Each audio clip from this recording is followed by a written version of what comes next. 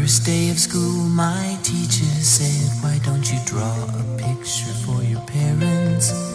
So I drew a picture of an alligator and I named him Terrence. When I gave that picture to my mom, she said, "I love pink alligators." Then she bought some magnets and she put my picture on the refrigerator.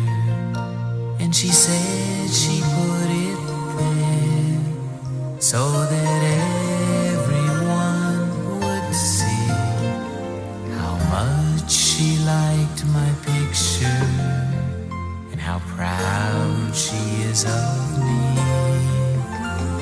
Now when the teacher asks me why a drawing takes so long, I said, 'cause it's a refrigerator picture for my mom. Refrigerator picture.